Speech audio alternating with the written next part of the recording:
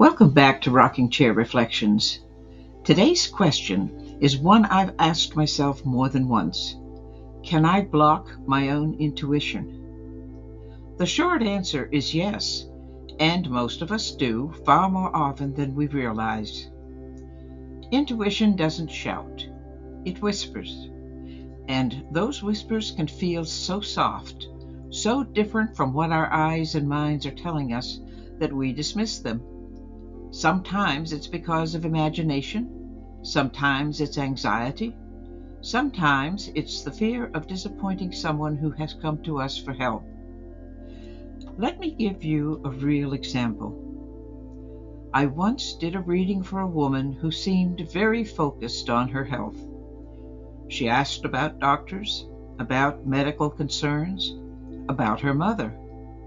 And sure enough, the cards in front of me, if I had gone by the booklets, could easily be read as health issues.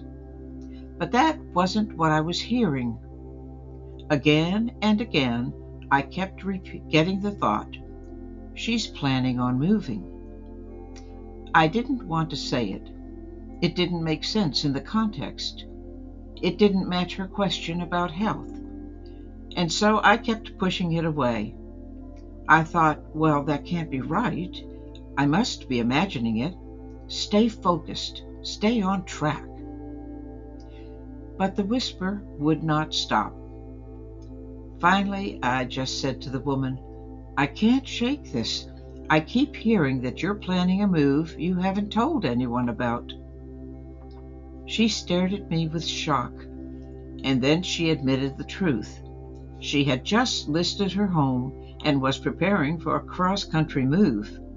No one in her family or circle of friends knew yet, and suddenly her questions about health made perfect sense. It wasn't about illness at all. It was about changing doctors, leaving behind familiar facilities, and the trauma of stepping away from the supportive world she'd built in her community. At her age, she was in her 60s, moving was a major decision, and it was weighing heavily on her heart. That moment reminded me of something very important. Yes, we can block our own intuition. We do it when we try to force everything to make sense too quickly.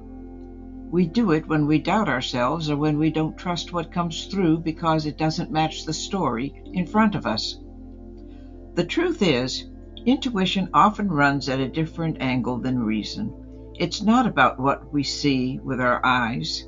It's about what Spirit places quietly in our hearts. So the next time you feel yourself resisting an intuitive nudge, notice it. Ask yourself, am I blocking this because it doesn't make sense, or because I don't want it to be true? Give it room anyway. You may find that Spirit is showing you something important beneath the surface. Yes, sometimes we are our own worst psychic enemies, but the moment we choose to trust the whisper, the whole picture opens. May you find the courage to listen even when it doesn't make sense, and may your trust in Spirit grow stronger each time you do. Think about a time when you had a quiet nudge, an inner whisper, that didn't match what you were seeing or expecting. Did you dismiss it? Did you trust it?